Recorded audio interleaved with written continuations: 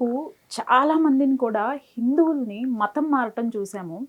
But పుట్టినప్పటి నుంచే క్రిస్టియన్‌గా ఉండి దాదాపు 23 సంవత్సరాలు, 26 సంవత్సరాల తర్వాత క్రిస్టియానిటీ నుంచి హిందువుగా మారినటువంటి ఎక్స్ క్రిస్టియన్ ప్రవీణ్ గారు మనతో ఉన్నారు. నమస్తే ప్రవీణ్ గారు.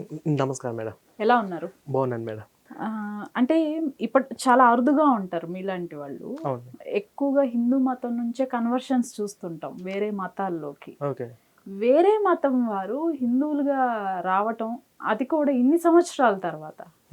ఎందువల్ల అసలు ఏంటి అంటే ఏదో ఒకటి గట్టిగా ఒకటి బీజం పడుతుంది. అవును మేడం. అంత ఈజీ కూడా కాదండి. అప్పటి వరకు చిన్నప్పటి నుంచి ఉన్నారు. మధ్యలో వెళ్ళి మధ్యలో రావటం కూడా కాదు. చిన్నప్పటి నుంచి మీరు ఆ మతంలో ఉండి ఊహ తెలిసాక కంప్లీట్‌గా ఎన్ని ఇయర్స్? 26 ఇయర్స్ అప్పుడా? 26, 27 ఇయర్స్ వరకు నా మ్యారేజ్ అయ్యేంత వరకు క్రిస్టియన్‌లోనే ఉన్నాను మేడం. నాది క్రిస్టియన్ మ్యారేజ్ అయింది కూడా. మ్యారేజ్ కూడా అదే. అవును మేడం. సో, క్రిస్టియన్ మ్యారేజ్ అయింది. మీకు తెలిసిన రిలేటివ్స్ కానివ్వండి, బంధువులు కానివ్వండి, అంతా ఇదే మతంలో ఉండుంటారు. అవును మేడం. అంత ఈజీ కాదు బయటికి రావటం. మీకు ఎక్కడ గట్టిగా మీరు డిసైడ్ అయ్యారు బయటికొచ్చేసేయాలి, ఇందులో ఉండకూడదు అనుకోవటానికి రీజన్ ఏంటి? అంటే మేడం ఇది నేను చిన్నప్పుడే నాకు 10 ఇయర్స్, 12 ఇయర్స్ లేదా టీనేజ్‌లో ఉన్నప్పుడే నాకు కొంచెం డౌట్స్ వచ్చాయి. వాళ్ళు మన కోసం రక్తం కార్చాడు, రక్తం కార్చినోడిని నమ్ముకోవాలి. తర్వాత పాస్టర్లు చేసే వికృత చేష్టాలు నాకు దేవుడు కనిపించాడు, దేవుడు స్వస్థతలు చేశాడు అని చెప్పడం. దేవుడు కనిపించడం ఏంటి? దేవుడు కనిపించి మాట్లాడడం ఏంటి? అసలు నాకు కొంచెం అర్థం కాలేదు. మన యేసు పేరుకు దేవుడు యేసునే పూజించాలి. ఇతర దేవుళ్ళు, రాళ్ళు, విగ్రహాలు వాళ్ళు పూజిస్తే నరకానికి వెళ్తారు. అవి సైతాన్లు అని చెప్పడము. అన్ని మతాలు అందరూ ఉన్నటువంటి ఈ దేశంలో మన మతం గురించి చెప్పుకోకుండా ఇతర మతాల గురించి ద్వేషాన్ని నింపిస్తుంది అని చెప్పేసి నాకు అట్లా రైజ్ అవుతూనే ఉన్నాయి. నేను చిన్నప్పుడు కొంతమందితో నేను పంచుకున్నా కూడా, లేదు ప్రవీణ్ మనం తప్పుగా భావిస్తున్నాం. అంతే పాస్టర్ ఏ చెప్తే అదే కరెక్ట్ అనుకుంటూ నేనే తప్పుగా భావిస్తున్నానేమని అనుకునేవాడిని. మొట్టమొదటిసారిగా నాకు బాగా గుర్తుంది ఇంటర్‌లో అనుకుంటాను. మా పాస్టరు ఒకసారి ఏం చేశారంటే, మాకు దగ్గరలో పిన్ని వరుస అవుతుంది. ఆవిడ గర్భంతో ఉంటే ఆవిడ దగ్గరికెళ్ళి నేను కడుపు మీద చేయి పెట్టి నా కడుపులో ఉన్నది ఆడపిల్లో, మగపిల్లో నేను ముందే చెప్తాను అని చెప్పేసి అంటున్నాడు. ఎవరు? పాస్టరు. ఓకే. అది మారుమూల గ్రామం, విలేజి. నేను కడుపులో ఉన్నది ఆడపిల్ల, మగపిల్ల నేను ముందే చెప్తాను చూడు అని చెప్పేసి నాకు దేవుడు కనిపిస్తున్నాడు, దేవుడు చెప్తున్నాడు అని చెప్పి నాకు అప్పుడు ఫస్ట్ నేను పాస్టర్‌ని అక్కడే క్వెషన్ చేశాను. అంటే మనం ఏ గవర్నమెంట్ హాస్పిటల్ పోయినా కూడా ముందు అక్కడ మెయిన్ హెడ్‌లైన్స్ ఉంటుందన్నమాట. కడుపులో ఉన్నది అడగడం కూడా నేరము, 3 సంవత్సరాలు జైలు శిక్ష, కడుపులో ఉన్నది ఇలా చెప్పకూడదని చెప్పేసి అవి స్ట్రిక్ట్ కండిషన్స్ ఉన్నాయి డాక్టర్లకు, నర్సులకు కూడా ఈవెన్. ఇది ఉండి కూడా పాస్టర్ గారు మీరు అలా మోసం చేస్తున్నట్టు నాకు అనిపిస్తుంది. మీకు అలా చెప్పడం ఏంటి అంటే, అప్పుడే మా అమ్మ నన్ను అక్కడ తిట్టింది. "అరే పాస్టర్‌ని తిడతావా? పాస్టర్‌ని తిడితే దేవుడిని తిట్టినట్టే. పాస్టర్ జోలికొస్తే" అంటే ఇలాగ నాకు బాగా భయపెట్టి విషయాన్ని నూరిపోసారు. నాకు డౌటొచ్చి అసలు ఇదేందో కరెక్ట్ కాదనిపించి నాకు మెల్లమెల్లగా డౌట్స్ రైజ్ అవుతున్నాయి. చర్చికెళ్ళే వాళ్ళందరూ కూడా ఎప్పుడెప్పుడు చర్చ్ అయిపోతే ఇంటికెళ్ళిపోదామా అంటే పాస్టర్ ఏం చెప్తాడు అని చెప్పి ఎవరికి ఇంట్రెస్ట్ ఉండదు. మొత్తం వాడు చెప్పింది బలవంతంగా వచ్చి వినాల్సిందే. కానుకలు, దశంభాగాలు, కానుకల కోసం కొట్లాడుకోవటాలు ఇదంతా కరెక్ట్ కాదని చెప్పి నేను చర్చి మానేస్తాను అంతే. నా చదువు నాది బీటెక్ వరకు కంప్లీట్ అయిపోయింది మేడం. నేను నా ఇంటర్ చదువుకోవడము మాదంతా చాలా మిడిల్ క్లాస్ ఫ్యామిలీ. నేను ఎవరి మీద ఆధారపడకుండా నాకు నేనుగా బ్రతకాలని అనుకునడంతో ఉద్యోగం తెచ్చుకోవాలని నేను ఎంసెట్ మీద, స్టడీస్ మీద ఫోకస్ పెట్టడం అట్లనే. బీటెక్ మీ చదువు ఇవన్నీ కూడా మిషనరీ స్కూల్స్ లైక్ వీళ్ళవి ఉంటాయి కదా, క్రిస్టియనిటీ 10th క్లాస్ వరకు సెయింట్ జాన్స్ హై స్కూల్‌లో చదువుకున్నాను. క్రిస్టియానిటీ స్కూలే. Saint John's high school. Okay. ఆ స్కూల్‌లో ఈ మతాల గురించి ఏం చెప్పలేదు. అంటే యేసు ప్రభు గురించి ప్రేయర్ చేసుకోవలాంటివి అయితే నేను చదువుకున్న స్కూల్‌లో చెప్పలేదు. ఇప్పటికే మా సార్ వాళ్ళందరూ నాతో మాట్లాడుతూనే ఉంటారు. నాకు బాగా గుర్తుంది. అసలు నేను చదువుకున్న స్టడీస్‌లో ఎక్కడ కూడా చెప్పలేదు ఈ మతాలకు సంబంధించినవైతే. బీటెక్ కంప్లీట్ అయిపోయేంత వరకు కూడా నేను ప్రసాదాలు తినేవాడిని కాదు. హిందూ గుళ్ళకి వెళ్ళేవాడిని కాదు. నాకు అలా మైండ్‌లో పడిపోయింది. మనము క్రైస్తవులము, మనం ప్రసాదాలు తినకూడదు. అదే నా మైండ్‌లో పడిపోయి అలాగే నేను నమ్ముతూ ఉండేవాడిని. తర్వాత నాకు నా జీవితం కూడా ఎప్పుడు ఇలాంటి పోరాటం చేయాలి, ఎక్స్ క్రిస్టియన్ ఛానెల్ పెట్టాలని చెప్పి నేను ఎప్పుడు అనుకోలేదు. మంచిగా ఉద్యోగంలో సెటిల్ అవ్వాలి. అవకాశం దొరికితే విదేశాలకెళ్ళి మంచిగా సెటిల్ అవ్వాలి. మంచిగా డబ్బులు సంపాదించుకొని నా ఫ్యామిలీని చూసుకోవాలని అనుకున్నామని. నాకిప్పుడు మా పాస్టర్ ఏం చేశాడంటే, నేను చిన్నప్పటి నుంచే బైబిల్ నుంచి క్వెషన్ చేయడం స్టార్ట్ చేస్తుంటే, నాకు కరోనా సమయంలో నాకు ఒక మ్యారేజ్ సెట్ అయింది. అంటే ఒక అమ్మాయితో. అది కూడా అరేంజ్డ్ మ్యారేజే. ఓకే. ఆ అమ్మాయిని పెళ్లి చేసుకుందామని అనుకుంటే, మా ఊరు దగ్గర ఒక పాస్టర్ ఎళ్లి, "వాడు ప్రవీణ్ చర్చికి రాడు. అతని దేవుడు యందు భయభక్తి లేడు. అతను మీరు మీ అమ్మాయినిచ్చి పెళ్లి చేస్తే మీ కుటుంబం అయిపోతుంది" అని చెప్పి రకరకాలుగా పెట్టి పెళ్లి సంబంధం చెడగొట్టిండు. ఒక పాస్టరు. ఆ పెళ్లి సంబంధం చెడగొడితే చెడిపోయింది. రైట్ బానే ఉంది. మళ్ళీ మా అమ్మకి ఫోన్ చేసి, "అదే అమ్మాయితో పెళ్లి కావాలంటే నీకు యేసు ప్రభు పాదాల మీద పడు. మీ అబ్బాయిని" చెప్పి మళ్ళీ బ్లాక్‌మెయిలింగ్ చేయడం స్టార్ట్ చేసిండు. మా అమ్మ బాగా బాధ నేనంటే ఓ అమ్మాయి లేకపోతే ఇంకో అమ్మాయి లేకపోతే పెళ్ళి లేదనుకుంటా. అంతేగాని బాధపడడం, ఏడవటము నేను కూడా అక్కడ నాకు మొట్టమొదటిగా బీజం పడింది. పాస్టర్ మీద తిరుగుబాటు స్టార్ట్ చేశాను. కొన్ని రకాల గొడవలైతే అయినాయి. ఇది నా ఒక్కటి సమస్యగా నేను చూడలే. నేనంటే ఒక చదువుకున్నవాడిని, ఒక ధైర్యవంతుడిని, కాస్త వివేకం ఉన్నవాడిని. కానీ నా స్థానంలో వీక్ మైండ్ ఉంటే, బలహీనులు ఉంటే పరిస్థితి ఏంటి అని ఆలోచించా. ఇప్పుడు పాస్టర్ చెప్పినట్టుగా అదే మొత్తం యావత్తు పాస్టర్ల మైండ్ సెట్ ఇలాగుంటుంది. ఇవన్నీ కూడా కరెక్ట్ కాదు. వీళ్ళందరినీ ఎదిరించడానికి ధైర్యం కావాలని చెప్పేసి నేను ఇందులోంచి బయటకొచ్చాను. ఫస్ట్ మా ఫ్యామిలీ మెంబర్స్ చాలామంది నన్ను వ్యతిరేకించినా, ఇప్పుడిప్పుడు నా వీడియోస్, నా ఇంటర్వ్యూలు చూసి నా జనరేషన్ యూత్ పిల్లలందరూ కూడా కరెక్టే ప్రవీణ్ అన్న చెప్పింది కరెక్టే. ఈ పాస్టర్లు ఇవాళ కాకపోయినా ఎప్పటికైనా డేంజరే. లేదా ప్రవీణ్ అన్న చెప్పినట్టు నిజంగా చర్చిలో ఇలాగే జరుగుతుందని చెప్పేసి ఇప్పుడిప్పుడు రియలైజ్ అయ్యి, నాకంటే కూడా ఇంకా కరుడు కట్టిన క్రైస్తవులు, భక్తిలో బాగా మునిగిపోయిన వాళ్ళు కూడా, మా అక్క లేడీస్ లాంటి వాళ్ళు కూడా ఇప్పుడిప్పుడే బయటకు చాలామంది వస్తున్నారు. వచ్చి కూడా నాకు ఫోన్లు చేస్తున్నారు. మా ఊరికి వెళ్ళినప్పుడు కూడా నన్ను మంచిగా పలకరిస్తూ ఉన్నారు అనమాట. ఇక్కడ వరకు మీ జర్నీ సాగింది. ఇప్పటి వరకు అసలు ఎంతమందిని మార్చారు, ఎంతమందిని అడ్డుకున్నారు మత మార్పిడి జరగకుండా?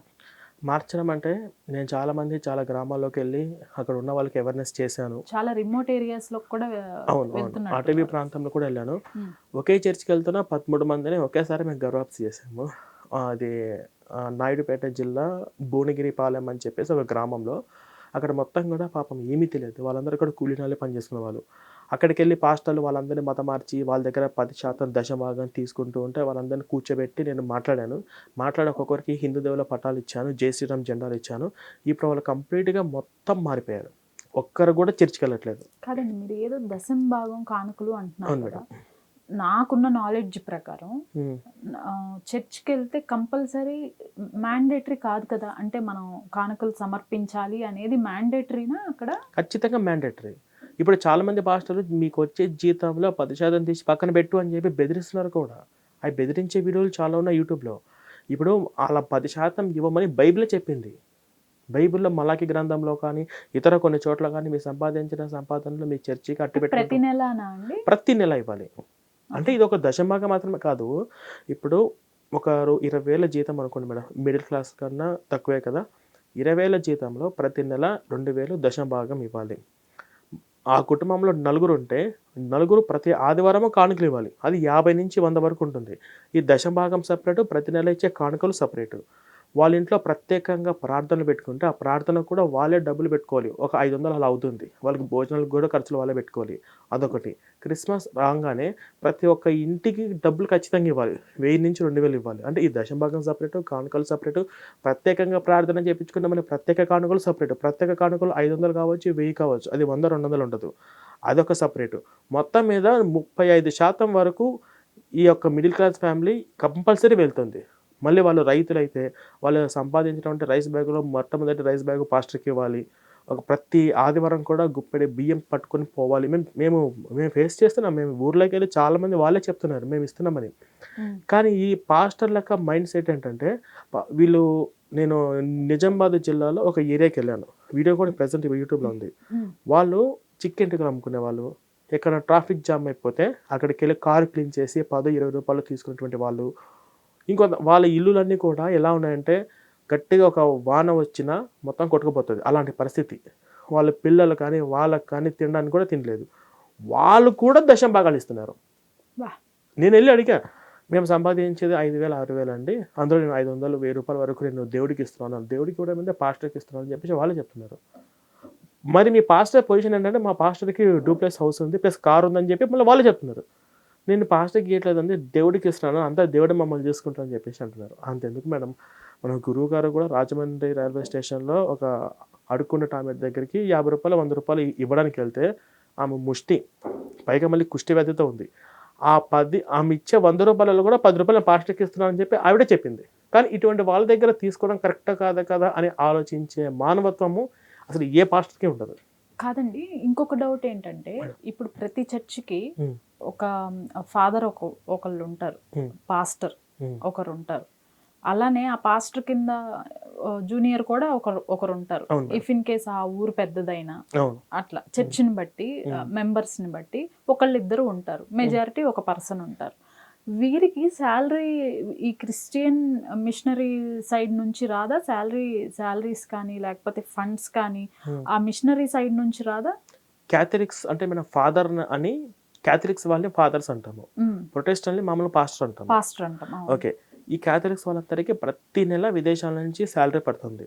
ఈ ప్రొటెస్టెంట్ అందరికీ కూడా వాళ్ళకి కూడా ఖచ్చితంగా కన్ఫామ్గా విదేశాల నుంచి వస్తుంది. అందులో మనకు నేను మాట్లాడిన పాస్టర్లే చెప్పారు, కొంతమందితో ఇట్లా వస్తున్నాయి, ఇప్పుడు నరేంద్ర మోడీ రావడం వల్ల ఆపించారని. కానీ వాళ్ళు డబ్బులు ఇవ్వాలి అని అనుకుంటే వాళ్ళు ఏ రూపంలోనే కానీ ఇవ్వచ్చు. ఈ యొక్క గవర్నమెంట్ ఆపినా కూడా ఇంకో రూపంలో ఇవ్వచ్చు, డాలర్స్ కాకపోతే ఇంకొక రూపంలో కూడా ఇవ్వచ్చు. ఇట్లా ఏంటంటే వీళ్ళకి ఖచ్చితంగా విదేశాల నుంచి డబ్బులు రాబట్టే నేను గ్రామాలలో విలేజ్లలో ఇల్లులు అయితే గుడిసెలతో ఉంటుంది, కానీ చర్చి మాత్రము పాలరాతి శిల్పంలాగా మిలమిల మెరిసిపోతూ ఉంటుంది. ఆ చర్చి కట్టడానికి కనీసం ఒక 50-60 లక్షలు ఖర్చు అయ్యేంత పెద్ద చర్చి కట్టడానికి ఈ పాస్టర్ గారు వాడి జోబుల నుంచి ఎందుకు పెడతాడు? అసలు వాడికి విదేశాలు, వాడి ఇల్లు కన్నా కూడా చర్చి బాగా డెకరేషన్ చేసి పెట్టుకుంటాడు, పెద్ద విశాలంగా పెట్టుకుంటాడు. కనీసం ఒక 100-200 మంది జనాలు వచ్చినా కూడా ఈజీగా కూర్చుంటాడు. మరి వాడి ఇల్లే అంత బాగా కట్టుకోడు, చర్చ్ అంత బాగా ఎందుకు కట్టుకుంటాడంటే ఆ చర్చికి ఆ డబ్బులు విదేశాల నుంచి వస్తున్నాయి. ఎంతమంది వస్తున్నారు, ఎన్ని ఊర్లోకి వెళ్ళాను, ఎంతమంది మత మార్పిడి చేశాను అని వాళ్ళు ఫోటోలు వీడియోలు తీసుకుంటూ ఉంటారు.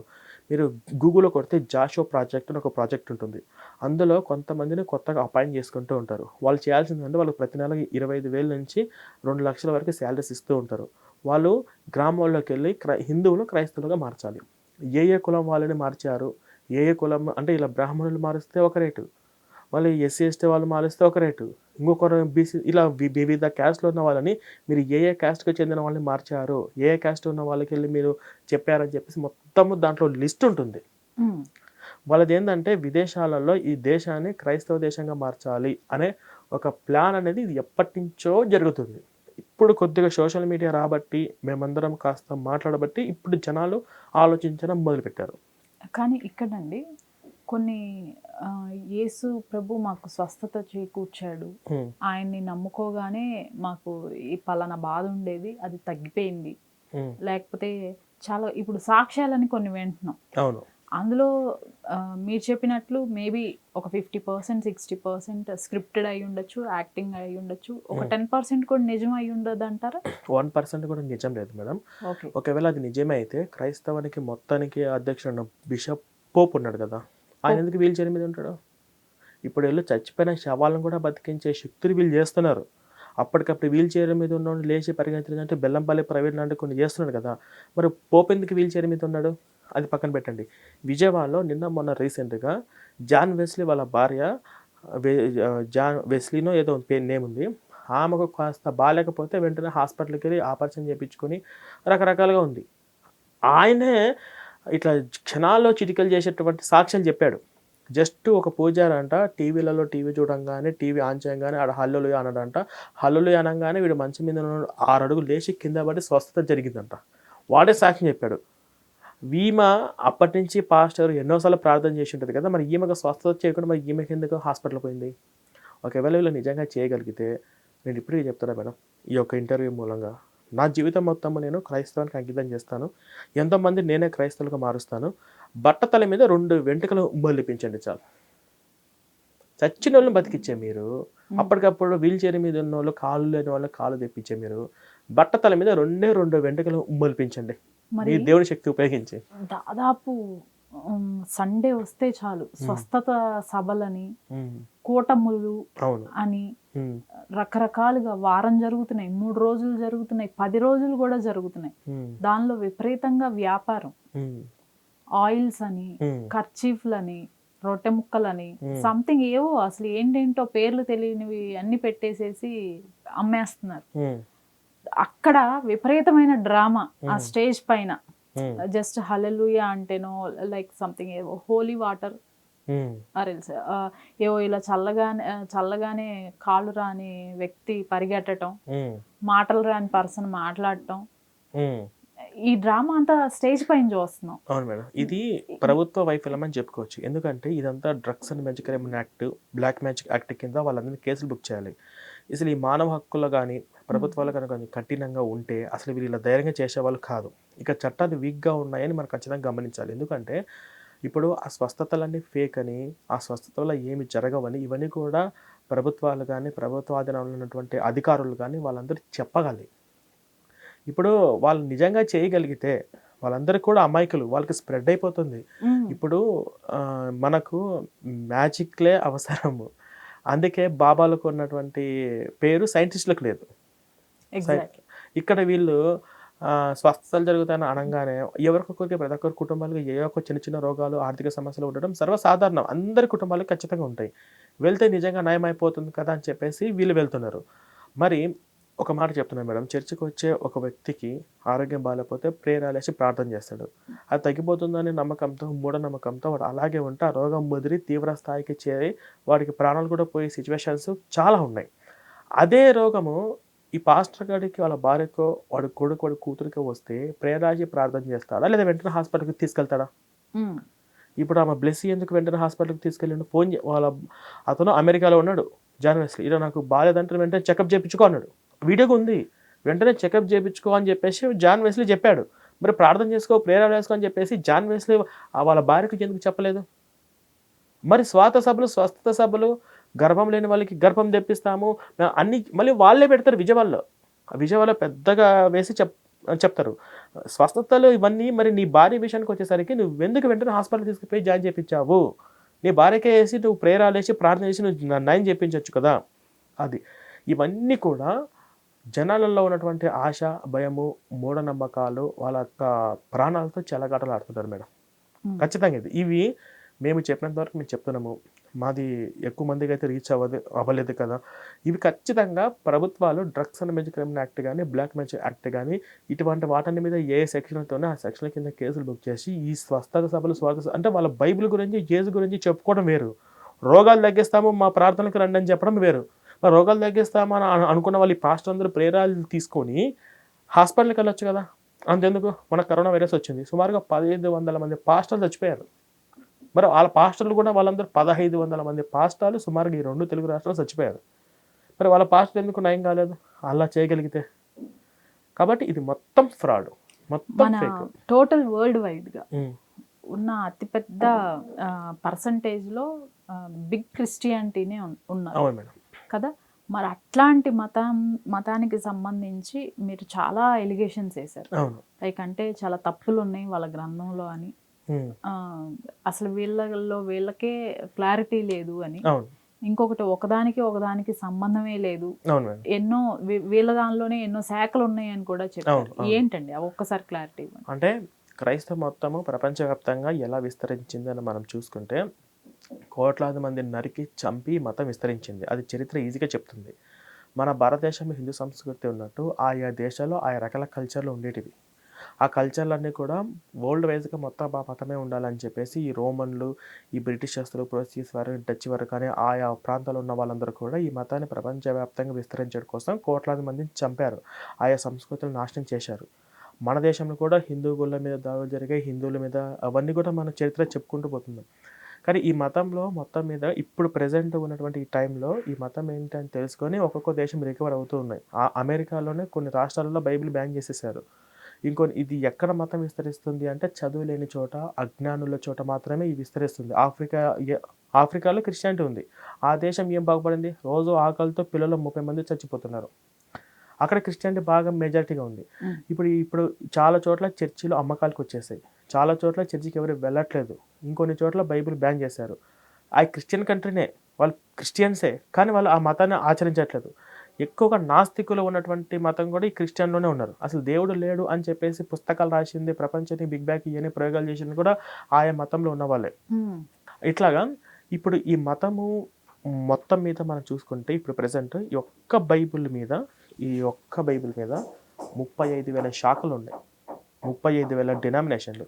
అవి ప్రొటెస్టెంట్ అని, ఆర్థోడాక్స్ అని చెప్పేసి, ఫిలిపిన్స్ అని చెప్పి, లూథర్ అని చెప్పేసి, క్యాథలిక్స్ అని చెప్పేసి ఇలా అన్ని రకాల డినామినేషన్లు ఉన్నాయి. విచిత్రం ఏంటంటే ఇందులో కామెడీ విషయం ఏంటంటే ఈ బైబుల్ అనేది ఇద్దరి పాస్టర్లకి ఒకే అభిప్రాయం ఉండదు. ఉదాహరణకి ఈ బైబిల్ బట్టి ఒక పాస్టరు విగ్రహారాధన చేయొచ్చు అని అంటాడు, లేదు విగ్రహారాధన చేయకూడదు అని చెప్పేసి ఇంకొకరు అంటుంటారు. ఒకరేమో ఈ బైబిల్ ఒక వచనం చూపించి హిందూ దేవుల ప్రసాదం తినకూడదు అని ఒక రిఫరెన్స్ చూపించి తినడు, ఇంకొక రిఫరెన్స్ చూపించి తినొచ్చు ఏం కాదు అంటాడు. ఒకడేమో ఈ బైబిల్ని చూపించి ఇందులో స్వస్థతలు లాంటివి చేయకూడదు, అదంతా ఫేక్ అని చెప్పి అప్పుడే పౌలు చెప్పారని చెప్పేసి ఒకడు అంటాడు. లేదు స్వస్థతలు చేయొచ్చు, చేసినట్టు బైబిల్ సాక్ష్యాలు ఉన్నాయి, ఇప్పుడు కూడా జరుగుతాయని చెప్పేసి ఇంకొక వచనం చూపించవచ్చు. ఒకడేమో ఈయన యేసుప్రభు దేవుడు కాదు, యేసుప్రభు దేవుడు కాదని చెప్పేసి ఈ యెహోవా సాక్షులను ఒక బ్యాచ్ వాళ్ళు యేసుని దేవుడిగా నమ్మరు. లేదు యేసు దేవుడు అని చెప్పేసి మళ్ళీ ఇంకొక బ్యాచ్ కొన్ని వచనాలు చూపించి ఈ వచనం ప్రకారం యేసు దేవుడు అని చెప్పేసి ఇంకొక బ్యాచ్ అంటారు. ఇంకొక బ్యాచ్ వచ్చేసి ఈ పెంతెకోస్తు అని చెప్పేసి వాళ్ళు ఆచరించే పద్ధతులు వేరే ఉంటాయి. ఇలాగా ఇద్దరి పాస్టర్లకు కానీ, ఇద్దరి క్రైస్తవులు కానీ ఈ బైబిల్ మీద ఏకాభిప్రాయం ఉండదు. అసలు ఓవరాల్ క్రిస్టియానిటీలో జీసస్ అనే పర్సన్ ఒక్కడైనా, ఇంకా ఎవరైనా ఉన్నారా? ఇప్పుడు మీరు చెప్పింది యేసు వేరు, యెహోవా వేరు, ఇద్దరు పరిశుద్ధాత్మ వేరు, మేరీ మాత వేరు. యేసు యెహోవా కాకుండా మళ్ళీ పరిశుద్ధాత్మ వేరా? పరిశుద్ధాత్మ వేరు. అంటే తండ్రి యొక్క, కుమార్ యొక్క, పరిశుద్ధాత్మ యొక్క మీకు బాప్తిసం ఇస్తారని చెప్పేసి చాలా మంది అంటుంటారు. ఈ మూడు వేరు వేరు. ఈ మూడు రకాల దేవుళ్ళు. ఇందులో మళ్ళీ మేరీ మాతను మాత్రమే పూజించి ఇంకొక బ్యాచ్ కూడా సపరేట్గా ఉంటుంది. అంటే మేరీ మాత దేవత కాదు బైబిల్ ప్రకారంగా. బైబిల్ ప్రకారంగా అసలు యేసుప్రభు దేవుడు కాదు. ఒకవేళ యేసుప్రభు దేవుడు అన్నా, అట్లీస్ట్ యేసుప్రభుని దేవుడిగా భావించినా అందులో ఫస్ట్ బాధపడేది యేసుప్రభే. అందులో బైబిల్ ఒప్పుకోదు.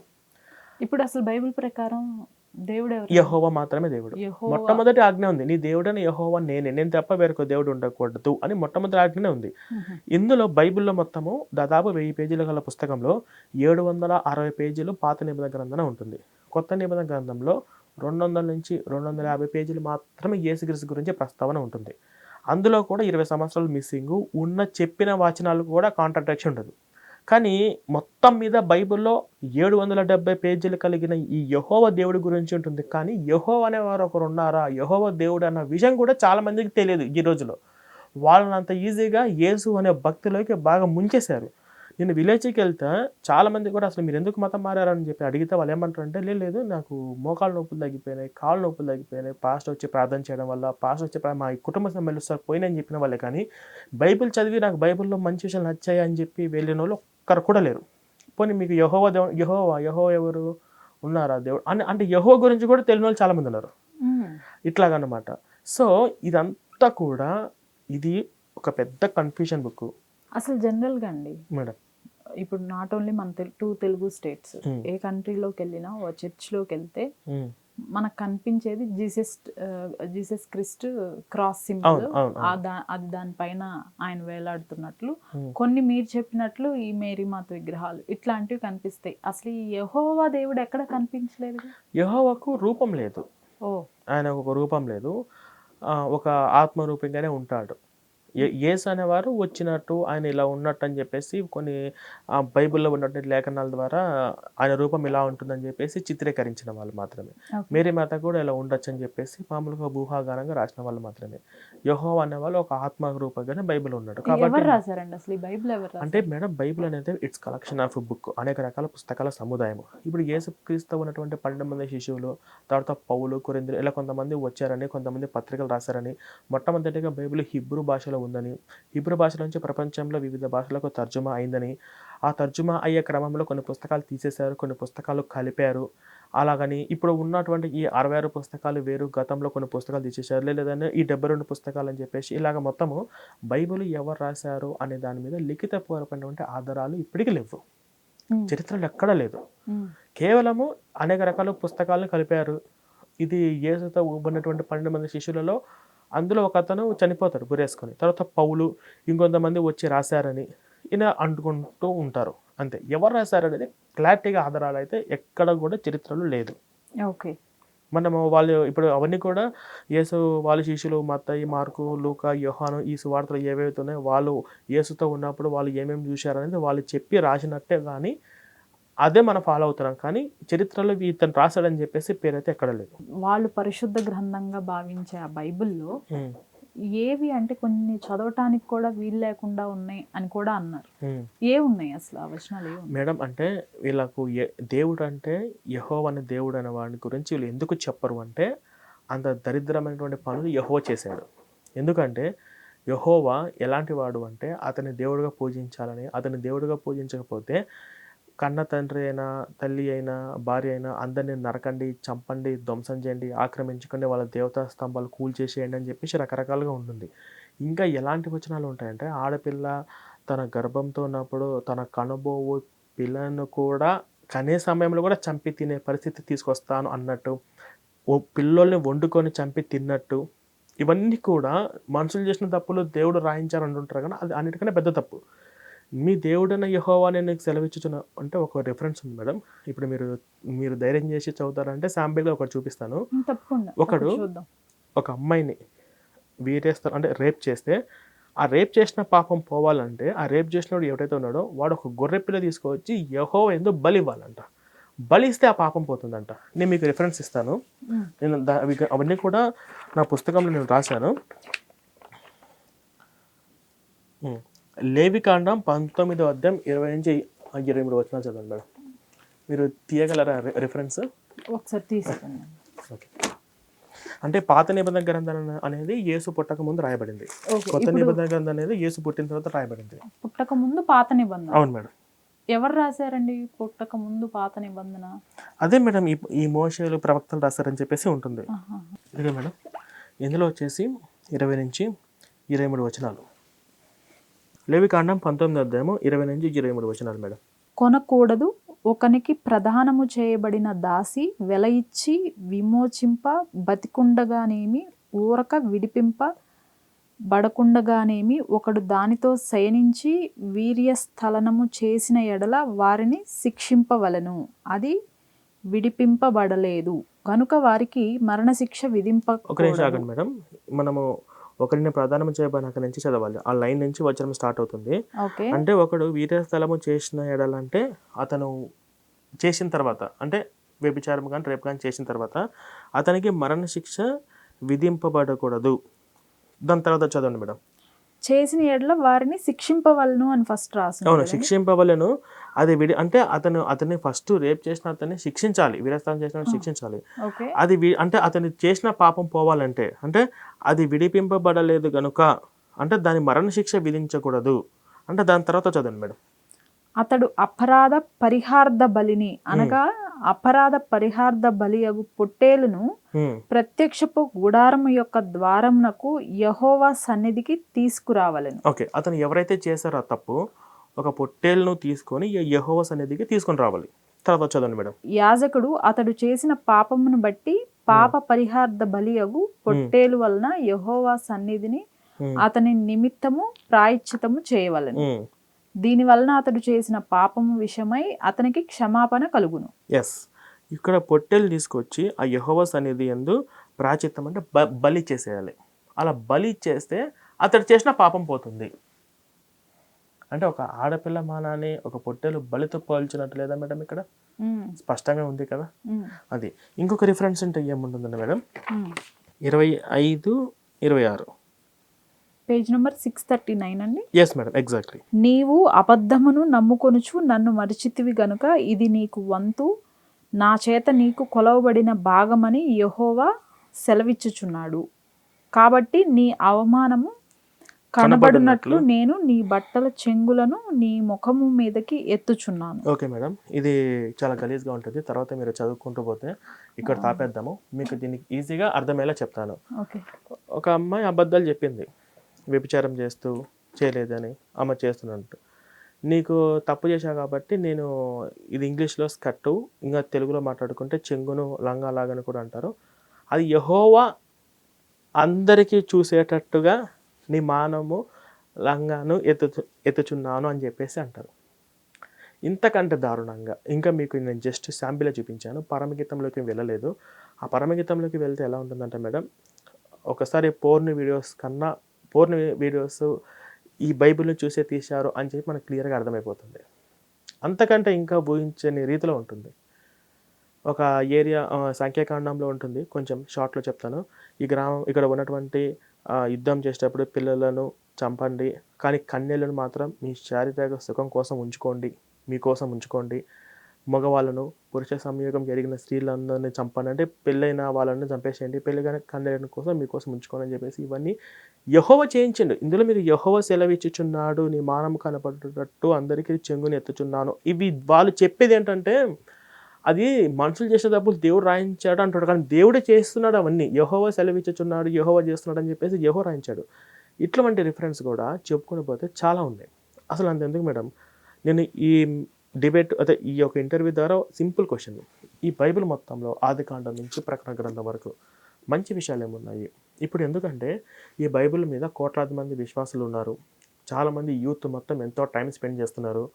ఈ యొక్క బైబిల్ మీద ఎంతోమంది పాస్టర్లు దాదాపుగా యూట్యూబ్లో 40,000 సోషల్ మీడియాలో 40,000 యూట్యూబ్ ఛానల్స్ ఉన్నాయి. ఇది పరిశుద్ధ గ్రంథం అని, ఇదేదో మంచి ఉందని చెప్పుకుంటూ ఎంతోమంది ఉదయకాల సమావేశాలు, రాత్రి వేళ సమావేశాలు, all night prayers, Friday prayers, Sunday వచ్చిందంటే ఉదయం నుంచి రాత్రి వరకు వివిధ సెక్షన్స్లలో వాళ్ళు ఎంతోమంది వాళ్ళ సమయాన్ని వెయిట్ చేసింది మొత్తం ఈ పుస్తకం కోసమే కదా.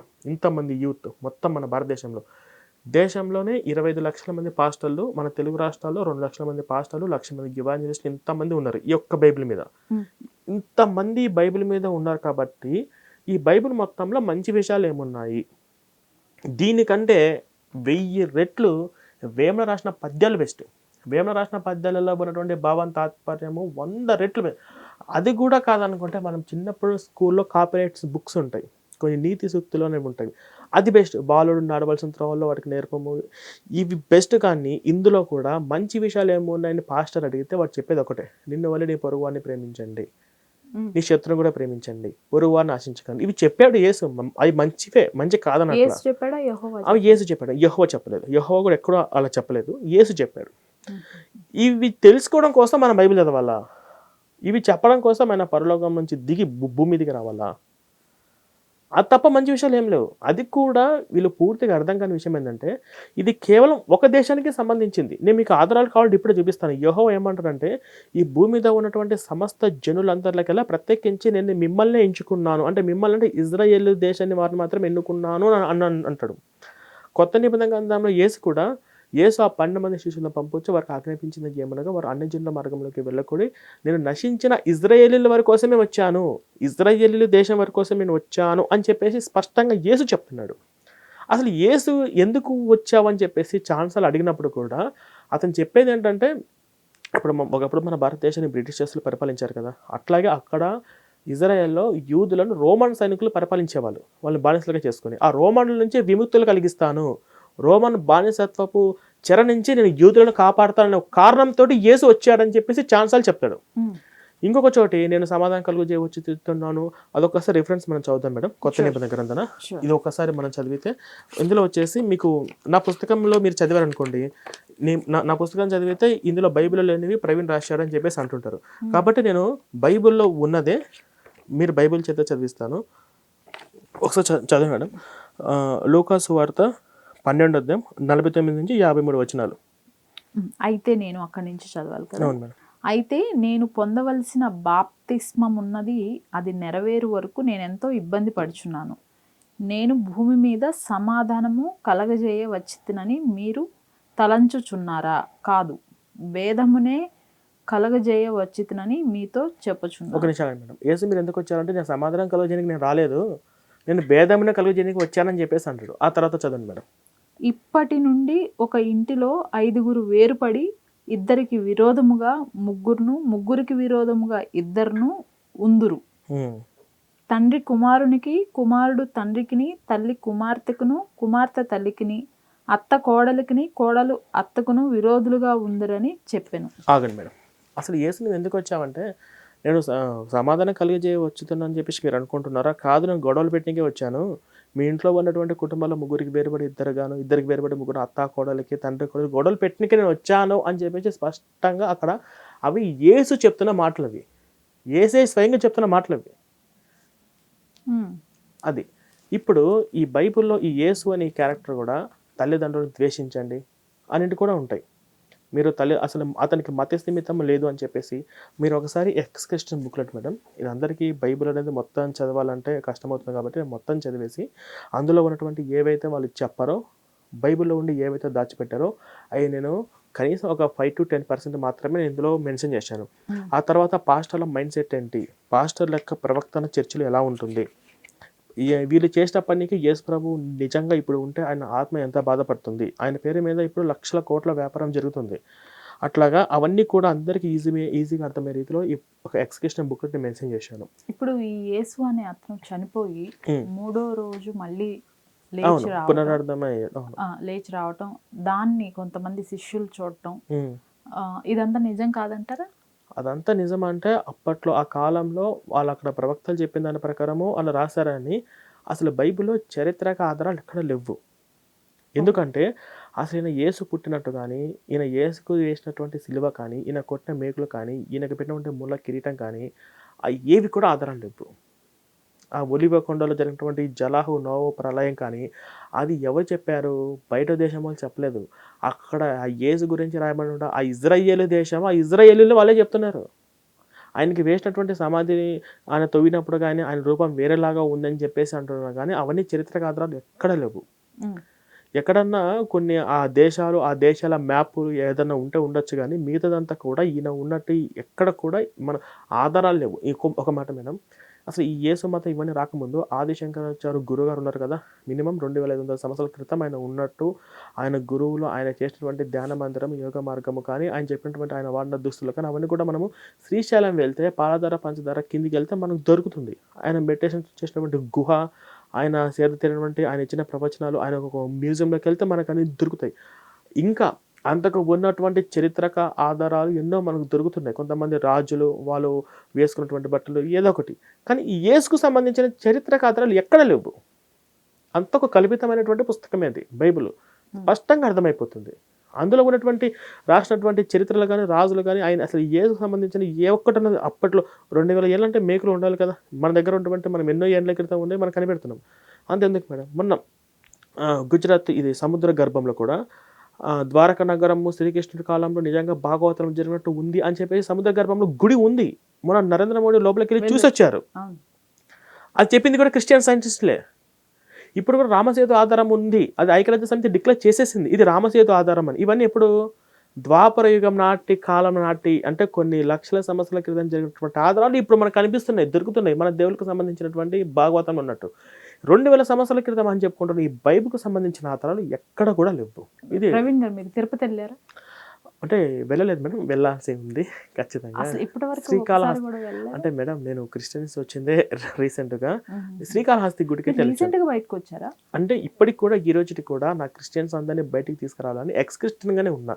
కంప్లీట్‌గా హిందూ మార్గంలోకి రాలేదు. ఓ. బట్ నాకు హిందుత్వంలో నాకు అంతగా పూర్తిగా తెలియదు గానీ కొంచెం బిలీవ్ చేస్తున్నాను. కొంచెం భగవద్గీత, రామాయణం చదువుతూ అసలు ఉన్నాను. మీరు ఎన్ని ఇయర్స్ అవుతుంది బయటకు వచ్చేసి? బయటకు వచ్చేసి ఒక 3 ఇయర్స్ మేడం అంతే. Just 3 years. జస్ట్ 3 ఇయర్స్ అంతే. అయితే ఈవెన్ ఆ హిందూ గుళ్ళల్లో హ్మ్.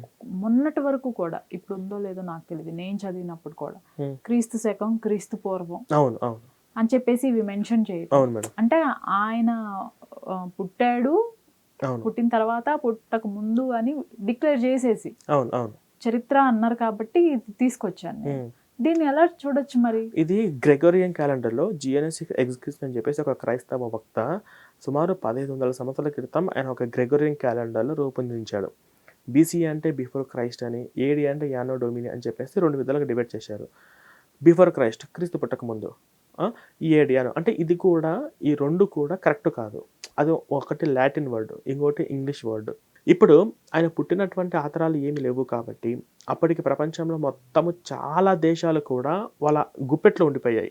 ఈ యొక్క బ్రిటిషర్స్, క్రైస్తవ ఆధీన గుప్పెట్లో ఉండిపోయాయి. పోర్చుగీస్ వారు టచ్ కానీ వాళ్ళు మొత్తం ప్రపంచంలో చాలా దేశాలు ఆక్రమించుకున్నారు.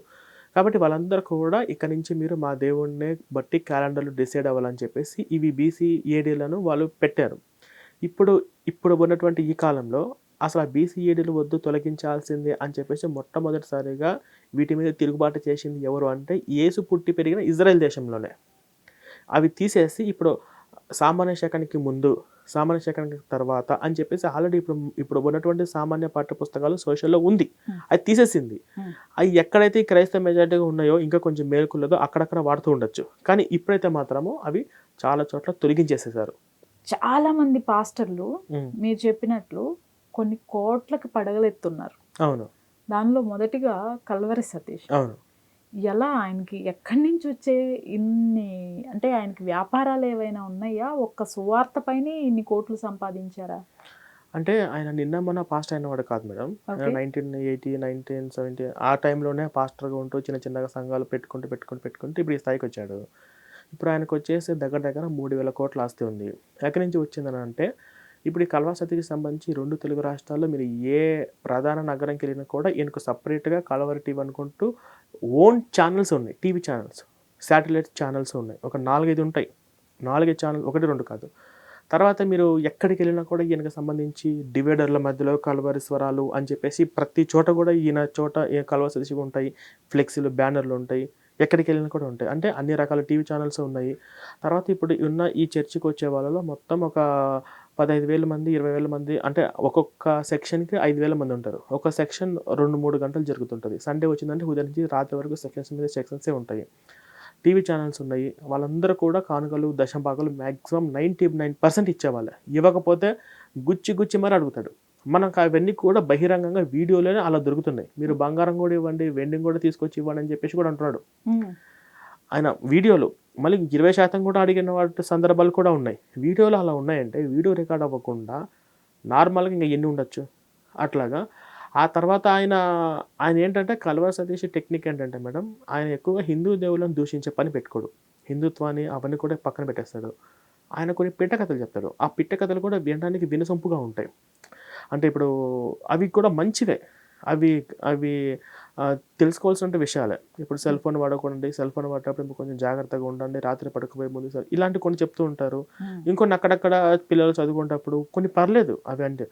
ఆయన వాడే టెక్నిక్ ఏంటంటే హిందూ దేవుళ్ళని దూషించకుండా, హిందూ విగ్రహార్థను అవి ఇవి దూషించకుండా, యేసు గురించి ఎక్కడ లైట్‌గా 2, 3 చెప్పి ఆ పిట్ట కథలు కూడా మంచి ఇంప్రెసివ్‌గా ఆ విధంగా జనాల్ని అట్రాక్ట్ చేసేసాడనమాట. అట్లా అది ఈ మధ్య ఆయన పెట్టుకుందైతే కాదు. దగ్గర దగ్గర 40 సంవత్సరాల క్రితం నుంచి మనం పుట్టక ముందు నుంచి ఆయన పాస్టర్‌గా ఉండి చేస్తున్నటువంటి ఆ విధంగా ఆయన దగ్గర దగ్గర 3,000 కోట్లు సంపాదించుకున్నాడు. ఇప్పుడు వీరి విషయానికొస్తే మరి బ్రదర్ అనిల్ హ్మ్. ఆయన కానివ్వండి, ఇప్పుడు రీసెంట్‌గా విజయ్ ప్రసాద్ రెడ్డి బాగా అవును. అవును. పాపులర్ హ్మ్. అవుతున్నారు. హ్మ్. ఆయన ఎక్కడ బైబిల్‌లో బొట్టు పెట్టుకోవద్దని లేదు. హ్మ్. ఇతర మతస్థులు ప్రసాదాలు తినొద్దని లేదు. చక్కగా తినొచ్చని ఆయన చెప్తున్నారు. హ్మ్. ఏంటి అసలు ఇది? అంటే మేడం ఇక్కడ విజయప్రసాద్ రెడ్డి డేంజర్.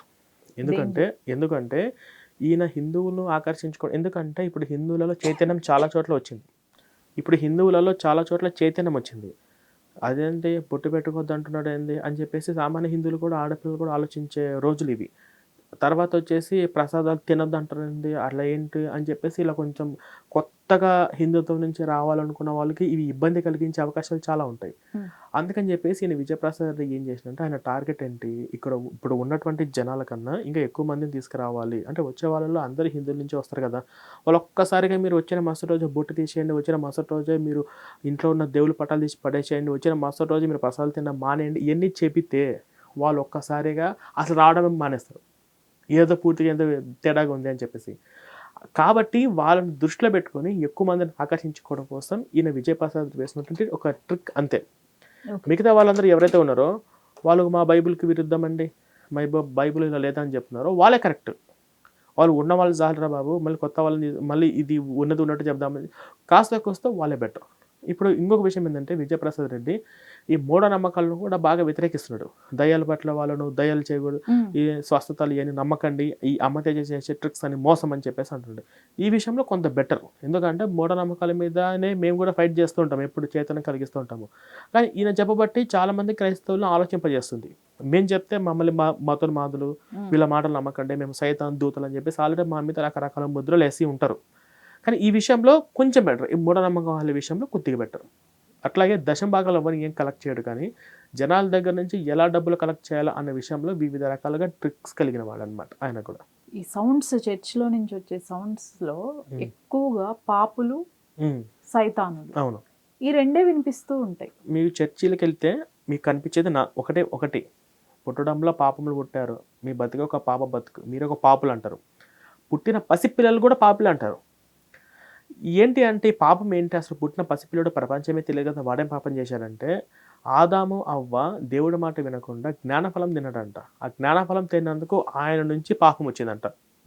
1% బ్రెయిన్ ఉన్నోడు ఎవడన్నా ఇదేం లాజిక్ రా అంటారు కదా. ఇప్పుడు నేను తప్పు చేస్తే నన్నే శిక్షించాలి, కానీ నేను తప్పు చేసినప్పుడు నా కొడుకుని శిక్షిస్తుంది ఈ గవర్నమెంట్. మనుషులు రాసుకున్నటువంటి చట్టాలే ఆలోచింపజేసే విధంగా ఇలా ఉంటే మరి దేవుడి చట్టం ఆయన ఎలా రాయబడాలి, అదొకటి. తర్వాత వీళ్ళ దేవుడు నమ్మకపోతే అనంతకాలం కోట్ల సంవత్సరాలు నరకంలో పడతారు. నరకం. మీకు అందరికీ బుద్ధి లేదు, మీరందరూ గొర్రెలే. మీరందరూ గొర్రెల కాపరి యెహోవా గొర్రె. తర్వాత వచ్చేసి మీరందరూ చేసిన పాపాలు పోవాలంటే, మీ పాపం పోవాలంటే ఆ పాపంకు ప్రాయశ్చిత్తంగా ఆ పాపాలను రక్తాలతో కడిగాడు. ఆ రక్తం వచ్చేసి యేసు రక్తము, కల్వరి శిలువలో రక్తం కార్చాడు రక్తం. నరకం, రక్తం, పాపం, గొర్రె. ఈ 4 తర్వాత కానుకలు దశంభాగాలు ఇవ్వండి. ఇది తప్ప ఏ చర్చిలో ఇంక ఏమి ఉండదు. ఇంకొక 1,00,000 సంవత్సరాలు గడిచినా ఈ రక్తం కార్చాడో రక్తం, నరకంలో పడేస్తాడో నరకం. వీళ్ళు మారరు. ఉమ్, ఈ పాస్టర్ల యొక్క వైఖరి మొత్తం ఇవి తప్ప కొత్తగా చెప్పడానికి ఈ బైబిల్‌లోనే ఏం లేదు. ఈ బైబిల్ ఏం చేశావు? నువ్వు పాపం చేశావు, నీకు బుద్ధి లేదు, నువ్వు గొర్రెవి, నువ్వు రక్తం తాగుతున్నావు, నువ్వు రక్తం తాగుతావు, నువ్వు రక్తం తాగాల్సిందే. ఇవే ఇంకా. ఇవి తప్ప ఏం లేదు. ఇది యేసు శరీరము, బాప్తిసం బల్లాన్ని ఇస్తారు. ఒక బ్రెడ్ ముక్క ఇచ్చి ఇది యేసు శరీరం తినండి అంటారు. ద్రాక్షరసం ఇచ్చి ఇది యేసు ద్రాక్షరసం తాగండి అని అంటారు. కనీసం అసలు ఇక్కడ ఏం జరుగుతుంది, అసలు ఇక్కడ పాస్టర్ ఏం చెప్తున్నాడు, అసలు మనం ఎక్కడున్నామని చెప్పేసి మినిమం స్పృహలో నుంచి అన్నా బయట ఉంటే ఈ గొర్రెలు అంటే ఈ చర్చికి వెళ్ళే వాళ్ళు ఆలోచిస్తారు. వాళ్ళు స్పృహలో నుంచి కూడా వాళ్ళు బయటికి రావట్లేదు. అలాంటి పరిస్థితి ఉంది క్రైస్తవుంది. ఉమ్. అది మేడం. ఎక్కువ నాకు తెలిసి రిమోట్ ఏరియాస్లో ఫైనాన్షియల్లీ బ్యాక్వర్డ్ ఉన్న పర్సన్సే ఎక్కువ దీనిలోకి కన్వర్షన్స్ అవ్వటం చూస్తున్నాం. అవును. ఎందువల్ల అంటారు అసలు? కన్వర్షన్స్ ఎందుకు అవుతున్నారంటే మొత్తము ఈ క్రైస్తవ మాఫియా అనేది మనకు ఒక 50 మొన్న పాస్టర్లు ఎవరైతే ఉన్నారో వారికి నెలకి ఇంత జీతం ఇస్తాము అని చెప్పేసి మొన్న జగన్ ప్రభుత్వము ఒక జీవో అమలు చేసినప్పుడు అవును, నెలకి 10,000 కదా. అప్లై చేసిన వాళ్ళు 60,000 మంది ఉన్నారు. అప్లై చేసిన వాళ్ళు కేవలం మేము పాస్టర్ని అప్లై చేసిన వాళ్ళు 60,000 మంది పాస్టర్లు ఉన్నారు ఈజీగా. మొత్తం మీద మా రీసెర్చ్లో 3 లక్షల మంది పాస్టర్లు ఉన్నారు, 1,00,000 మంది ఇవాంజలిస్టులు ఉన్నారు, మొత్తం 4 లక్షలు. వీళ్ళందరూ కూడా యూట్యూబ్లో వీడియో పెట్టే వాళ్ళకంటే కూడా గ్రౌండ్ లెవెల్లో వర్క్ చేసేటోళ్ళు వీళ్ళు మొత్తం కూడా లక్షలాది మంది. ఇప్పుడు కూడా ఈ రోజు కూడా ఎక్కడో చోట ఏదో గ్రామంలో మినిమం ఒక 1,000-2,000 మంది గ్రామాలలో ఈ పాస్టర్లు మత మార్పులకు వెళ్తూనే ఉన్నారు. ఇంటింటికి వెళ్ళి అమ్మ వాళ్ళ యొక్క మనిషిని బట్టి, వాళ్ళ యొక్క వీక్నెస్ని బట్టి, వాళ్ళ ఆ సమయంలో వాళ్ళు ఎలా ఉన్నారు అంటే ఒక మనిషి చూస్తుండగానే ఇతనికి ఏ రూట్లో చెప్పి మనం మతం మార్చచ్చు అనే రకాల నాలెడ్జ్ కలిగిన వాడు ఈ పాస్టర్. ఒక అమాయకంగా ఉన్నాను, అమ్మ మీ ఇంట్లో దయ్యం పట్టింది, మీ ఇంట్లో దయ్యం ఉంది, మీకు సమస్యలు ఉన్నాయి కదా, నాకు తెలుసు మీ ఇంట్లో సమస్యలు ఉన్నాయి, కాబట్టి మీ సమస్యలే పోవాలంటే మీ ఇంట్లో ఒక ప్రార్థన పెట్టించుకోండి మంచి జరిగిద్ది అని చెప్పేసి ఇలా ఒకరిని మార్చడము. తర్వాత అమ్మ మీకు కష్టం, ఇప్పుడు చదువుకున్న వాళ్ళ దగ్గరికి వెళ్తే మీకు చచ్చాక పరలోకం కావాలో వద్దా, నరకానికి వెళ్తావా, పరలోకం కావాలంటే మధ్య ఉన్నప్పుడు ఇలా అనమాట. ఇలాంటి ఎవరిని ఎప్పుడు ఎలా ఎన్ని విధాలుగా మోసం చేయొచ్చో అన్ని రకాలుగా నాలెడ్జ్ కలిగిన వాడే పాస్టర్. ఎవరిని ఒక మనిషిని ఎన్ని విధాలుగా మోసం చేయ అంతెందుకు మేడం. ఇప్పుడు మీరు ఇన్ని రకాల పాస్టర్ వీడియోలు చూస్తున్నారు కదా, ఒక పాస్టర్ ఏమో స్వస్థతలు చేస్తానంటూ మోసం చేస్తాడు, ఇంకొకడేమో దయ్యాలు వదలగొడుతూ అని చెప్తూ మోసం చేస్తాడు, ఇంకొకడేమో మీరు హిందూ దేవుల విగ్రహాలు అనుకుంటూ వాళ్ళను వాళ్ళ వైపు ఆకర్షించడం ఇంకో రకం మోసం చేస్తుంటాడు. కాల్వ సతీశేమో కానుకలు ఇవ్వండి, దశంభాగాలు ఇవ్వండి, మన చర్చిలో ఎక్స్టాబ్లిషన్ చేద్దాము, లక్షలాది మందిని మనం మారుద్దాము, తీసుకొద్దాం అని చెప్పేసి ఆయన ఇంకొక రకంగా డబ్బు పరంగా ఫ్రాడ్ చేస్తాడు. ఇంకొక ఆయన ఉన్నాడు. ఇంకా బీపీ రెడ్డి లాంటి వాళ్ళేమో ఏం కాదు ప్రసాదం తినొచ్చు, ఏం కాదు జై శ్రీరామ్ అనొచ్చు, ఏం కాదు వాళ్ళు బొట్టు పెట్టుకోవచ్చు అని చెప్పేసి ఇలా ఆకర్షించి ఈ విధంగా వస్తాము. ఇలా మనుషుల్ని ఎన్ని రకాలుగా ఎన్ని విధాలుగా ఏ రూట్లో మోసం చేయొచ్చు అని అన్ని రకాలుగా నైపుణ్యం కలిగిన వాడు ఎవడన్నా భూమి మీద ఉన్నాడా అంటే వాడు ఖచ్చితంగా మన తెలుగు పాస్టర్ ఫస్ట్ లిస్ట్లో ఉంటాడు. ఇప్పుడు పాస్టర్సే కాకుండా ఈ సభలు ఇంకొకటి లేడీస్ కూడా పెడుతున్నారండి. కొన్ని చూశాను, పైపెచ్చు దారుణమైన పాటలు, ఆ పాటలు అసలు వినలేము. అవి సినిమా పాటల అర్థం కావు. అవును. కొన్ని పాటలు ఏంటంటే రీసెంట్గా కొన్ని నేను ఇన్స్టాలో చూస్తే అవి మరీ దారుణంగా ఉన్నాయి. అంటే లేడీస్ అనే వాళ్ళు చర్చిలో బహిరంగంగా ప్రార్థనలు చేయడాలు మాట్లాడాలి తప్పు బైబిల్ ప్రకారంగా. ఎందుకంటే స్త్రీలు మౌనంగా ఉండేవాళ్ళను, సంఘంలో స్త్రీలు మౌనంగా ఉండేవాళ్ళను, సంఘంలో స్త్రీలు ఉపదేశించటం కన్నా వాళ్ళని అధికారం చూపించలేదు, వాళ్ళు మౌనంగా అణుకుబుద్ధితో ఉండాలి అని చెప్పేసి ఉంటుంది. అంటే వాళ్ళు అసలు మాట్లాడము, పాటలు పాడడము, బైబిల్ వాక్యం చెప్పడం మొత్తం కూడా బైబిల్ విరుద్ధమే. అలా చేయకూడదు బైబిల్ ప్రకారంగా. వాళ్ళు అసలు ఇంట్లోంచి బయటికి రాకూడదు. అసలు సంఘంలో స్త్రీలు మౌనంగా ఉండాలి అంతే అని బైబిల్ చెప్తుంది. వీళ్ళేమో మైకులు పెట్టుకొని ఇవన్నీ చెప్తూ ఉంటారు. అది ఆ పాటలు అవన్నీ కూడా ఈ యొక్క మ్యూజిక్స్ సినిమాలోంచి కాపీ కొట్టడము అక్కడ. ఎందుకంటే మేడం చర్చిలో ఎలా ఉంటుందంటే మ్యూజిక్తో కూడా కొంతమందిని ఇంపాక్ట్ చేయొచ్చు.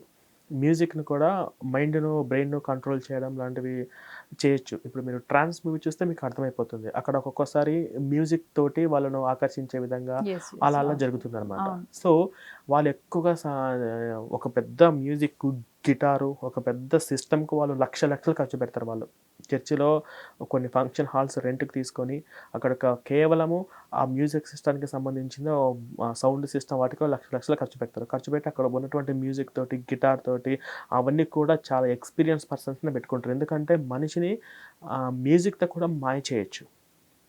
అలాంటి ఎంతోమంది కొన్ని మ్యూజిక్ డైరెక్టర్‌కి అభిమానులుగా ఉన్నారు. నేను కూడా కొన్ని సాంగ్స్ బాగా వింటాను. విందే మళ్ళీ మళ్ళీ వింటాను. మళ్ళీ వింటాను అనమాట.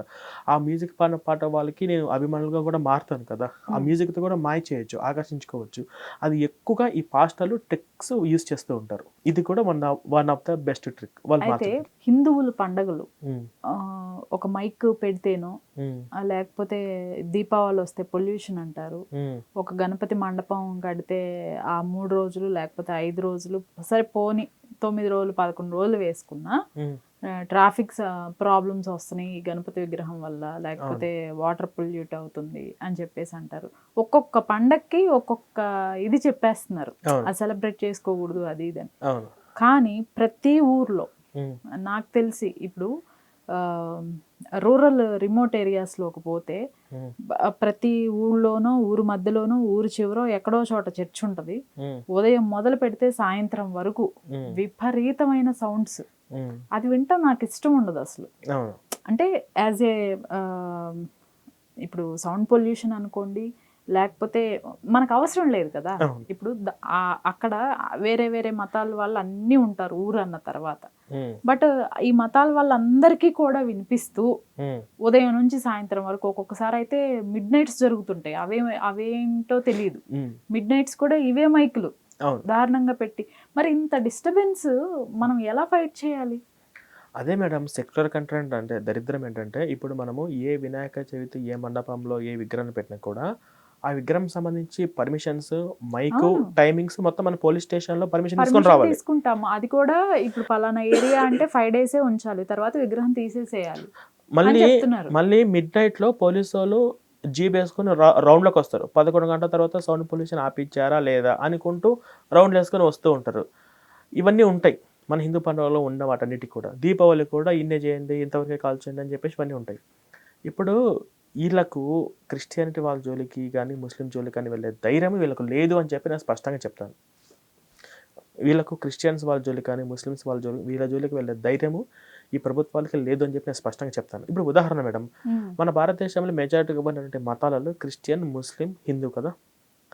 ఇప్పుడు హిందూ గుళ్ళు 4,50,000 గుళ్ళు మొత్తం కూడా ప్రభుత్వ అధీనంలో ఉన్నాయి. ప్రతి ఒక్క గుడికి కూడా ప్రభుత్వంలో నిర్ణయించినటువంటి వాళ్ళే సెక్యూరిటీ గార్డ్‌గా ఉంటారు. కౌంటర్‌లో వాళ్ళే ఉంటారు. ఆ గుడికి వచ్చినటువంటి కానుకల డబ్బులు మొత్తం ఏవైతే ఉన్నాయో అయి దేవాలయ శాఖ అధికారి ట్రస్ట్‌కి వెళ్తుంది. అది గవర్నమెంట్ యూజ్ చేస్తుంది. అవును. ఎన్ని గుళ్ళున్నాయి ప్రభుత్వ అధీనంలో? 4,50,000 గుళ్ళున్నాయి. మరి ఈ చర్చీలు కొన్ని లక్షల చర్చిలున్నాయి కదా! ఎన్ని చర్చిలు ప్రభుత్వ ఆధీనంలో ఉన్నాయి? ఒక్క చర్చయినా ప్రభుత్వ ఆధీనంలో ఉందా? ఒక్క మసీదన్నా ప్రభుత్వ ఆధీనంలో ఉందా? చర్చికొచ్చే కానుకలు సరాసరి పాస్టర్ జోబులకి ఎందుకెళ్తున్నాయి? ఆ మినిస్టర్స్‌కి ఎందుకెళ్తున్నాయి? మసీదులో వేసే డబ్బులు మాత్రం సరాసరి ఆ ఇమాం జోలికి, ఆ ఇమాం జోబులోకి ఎందుకెళ్తుంది? కానీ గుడిలో వచ్చే కానుకలు మాత్రం ఎందుకు ప్రభుత్వం జోలికెళ్తుంది? పోనీ ప్రభుత్వం తీసుకొని ఏం చేస్తుంది? అది వీళ్ళకే సెక్యులర్ కంట్రీ ఎలా పెడుతున్నారు కదా. అవుతుంది? సెక్యులర్ కంట్రీ ఎలా అవుతుంది? ఇది మన దేశము. హిందువులు మెజారిటీగా ఉన్న దేశము. మన దేశంలో ఉన్న గుడులు మన ఆధీనంలో లేవు. మన దేశంలో పండగలు చేసుకోవాలనుకుంటే వాళ్ళ ప్రభుత్వాలు పర్మిషన్ తీసుకోవాలి. వాళ్ళు చెప్పిన రూల్స్ ప్రకారం మనం పాటించాలి. కానీ వాళ్ళు మాత్రము మైకులు పెట్టుకొని వాళ్ళకొక టైమింగ్ ఉంటది. మీరు కొన్ని పల్లెటూరుకి వెళ్తే ఎలా ఉంటుందంటే మేడం, ప్రతి గంటకు సమయము 4 మత్తయి సువార్త 16:16 నమ్మి బాప్తిసం పొందిన వారు రక్షింపబడను, నమ్మని శిక్ష విధింపబడను. అందరూ తెలుసుకోండి. మళ్ళీ సమయము 5 మత్తయి సువార్త 1:18 యేసు పలికెను. మళ్ళీ సమయము 6 గంటకు చెప్పే చర్చిలున్నాయి. ఒక్కరన్నా దాని మీద కంప్లెయింట్ ఇచ్చి ఏంటంటే ఒక చర్చి మీద కంప్లెయింట్ ఇచ్చినా, ఆ చర్చి మీద ఏదైనా చేస్తే మొత్తం తెలుగు రాష్ట్రంలో క్రిస్టియన్స్ మొత్తం వాళ్ళు రెచ్చగొడతాడు. చర్చిలకు అన్యాయం జరిగిపోతుంది అని. ఎన్ని చర్చిలు అక్రమంగా ఆక్రమించుకొని కట్టారు. ఎన్ని చర్చిలు అక్రమంగా ఈ యొక్క సౌండ్ పొల్యూషన్‌తో ఎన్ని గ్రామాలు అవస్థలు పడుతున్నాయి. ఇప్పుడు రేపు క్రిస్మస్ వచ్చిందంటే నరకం ఇంకా. ఆ ఊరు మొత్తము స్టార్‌లతో డెకరేషన్ చేస్తాడు. చర్చిని నీట్గా క్రిస్మస్ ట్రీలు అని చెప్పి లైట్స్ అని చెప్పేసి బ్యూటిఫుల్గా చేసుకునేవాడి, చేసుకుంటారు. అది ప్రాబ్లం లేదు ఎవరికి. అక్కడ చేసుకోవడం వల్ల ఏమవుతుందంటే అవన్నీ చేసి క్రిస్మస్‌కి గిఫ్ట్లు ఇస్తానని చెప్పి రన్నింగ్ పోటీలు, కొన్ని రకాల గేమ్స్ పెట్టి, పోటీలు పెట్టి పిల్లలందరిని కూడా మతం మార్చడానికి ఈ డిసెంబర్ అనేది మంచి టైం వాళ్ళకి. ఓకే. ఎందుకంటే అక్కడికి వెళ్ళిన వాళ్ళకి అరే ఇంత బాగుంది కదా చర్చ్ అని చెప్పి పిల్లలు ఈజీగా అట్రాక్ట్ అయిపోతారు. అరే లైట్స్ బాగున్నాయి, చెట్లు బాగున్నాయి. అలా వెళ్ళిన వాడు మళ్ళీ జనవరి ఫస్ట్కి వెళ్తారు పిల్లలు. జనవరి ఫస్ట్కి వెళ్ళాడు, ఆ తర్వాత ప్రతి ఆదివారం కంటిన్యూ అవుతాడు. అట్లనే తల్లిదండ్రులకు దూరం అయిపోతారు. ఇప్పుడు ఎగ్జాంపుల్ మేడం, ఒక ముస్లిం పాప గుడికాడికి వచ్చి బొట్టు పెట్టుకుని ప్రసాదం తిని ఇంటికి వెళ్తే ఆ ముస్లిం పాప తల్లిదండ్రులు ఊరుకుంటారా? అసలు ఊరుకోరు. క్రిస్టియన్ పాప హిందూ పాపతో పాటు కలిసి గుడికాడికి వెళ్ళి ప్రసాదం తిని బొట్టు పెట్టుకుని వచ్చింది అనుకోండి, అమ్మ నేను రామవారి గుడికి వెళ్ళి వచ్చానని చెప్పి ఆ క్రిస్టియన్ పాప వాళ్ళ పేరెంట్స్ చెప్తే వాళ్ళ పేరెంట్స్ ఊరుకుంటారా? కొడతారు. కానీ హిందూ పాప చర్చికి వెళ్ళినా మసీదుకి వెళ్ళినా అసలు పేరెంట్స్ ఏమనట్లేదు, దగ్గరుండి మరి పంపిస్తున్నారు. అంటే ఇక్కడ లోపం ఎక్కడుంది? వాళ్ళ పిల్లల్ని ఖచ్చితంగా కఠినంగా ఒక పెంచుతున్నారు. కానీ హిందువుల పిల్లలు మాత్రము చర్చికి వెళ్ళినా ఏమనకపోవడము, అక్కడికి వెళ్ళిన తర్వాత వాళ్ళు దేశానికి విరోధులుగా తయారవుతున్నారు. హిందూ సంస్కృతికి కాదు, నైతిక విలువలకే కాదు, మానవత్వానికి కూడా వాళ్ళు దూరం అయిపోతున్నారు అన్న విషయాల్లో ఈ తల్లిదండ్రులకు తెలియట్లేదు. కానీ వాళ్ళు మాత్రం క్లారిటీగా ఉన్నారు. క్రిస్టియన్స్ వాళ్ళు ఏం చేయాలి, వాళ్ళ మతం మెజారిటీ పెరిగితే ఏం చేయాలి, ఒక పర్ఫెక్ట్ స్కెచ్తో ఉన్నారు. ముస్లిమ్స్ వాళ్ళు మతం మెజారిటీ పెరగడం కోసం వాళ్ళు ఏమేం చేయాలి అందరూ కూడా క్లారిటీగా ఉండరు. ఉదాహరణ బంగ్లాదేశ్, ఉదాహరణ పాకిస్తాను. ఇప్పుడు పాకిస్తాన్ ఉంది, అది ముస్లిం దేశమా సెక్యులర్ దేశమా? ముస్లిం కంట్రీ. ఎందుకు? అక్కడ హిందువులు ఉన్నారు కదా, క్రిస్టియన్స్ ఉన్నారు కదా, డిక్లేర్ చేసేసింది. అమెరికా క్రిస్టియన్ కంట్రీనా సెక్యులర్ కంట్రీనా? క్రిస్టియన్. అక్కడ హిందువులు ఉన్నారు కదా, ముస్లిమ్స్ ఉన్నారు కదా, అంటే అక్కడ జనాలు మెజారిటీ బట్టే కదా అది మతాల పరంగా ఆ కంట్రీ డిసైడ్ అయింది. కానీ మన భారతదేశం హిందువులు మెజారిటీగా ఉంటే సెక్యులర్ కంట్రీ అయింది. సెక్యులరిజం అనేది ఒక హిందుత్వానికి పట్టిన ఒక పరమ దరిద్రం అని చెప్పుకోవచ్చు. ఈ మతంలో నుంచి బయటికి రావాలి. ఇది కంప్లీట్గా హిందూ దేశం అవ్వాలి. నేను హిందూ దేశం అవ్వాలంటే వాళ్ళని తరిమి కొట్టాలి, వాళ్ళని చంపాలని మా ఉద్దేశం కాదు. వాళ్ళందరినీ ఆ మతాల లోపాల గురించి తెలియజేసి మనుషులుగా మార్చాలి అనేది. హిందుత్వం అనేది ఒక దేవుడితో ముడిపడి లేదు. హిందుత్వం అనేది ఒక ఐడియాలజీ, ఒక భావజాలం. నేను 100% ఒప్పుకుంటా. క్రిస్టియన్ అయినా, ముస్లిం అయినా, హిందూ అయినా ముగ్గురికి ఒకటే రక్తం. ఆ రక్తం కూడా ఎరుపు రంగులోనే ఉంటుంది. ముగ్గురికి ఒకటే ఆకలి. నేను అదంతా ఒప్పుకుంటా. కానీ ఆ ముగ్గురి ఆలోచనలు వేరు. హిందూ యొక్క ఆలోచన దేశం కోసం ఆలోచిస్తాడు, చుట్టుపక్కల ఉన్న మంచి వారి కోసం ఆలోచిస్తాడు, మంచి బాగు కోసం ఆలోచిస్తాడు. దేవుడు అనుకుంటూ ఒక దేవుడు కంటే ఈ దేవుడిని చంపాలి, మన దేవుడు నమ్మిపోతే వాళ్ళు నరకానికి వెళ్తారు, ఇటువంటి సైకో మెంటాలిటీ కలిగిన వాళ్ళైతే అయి ఉండరు.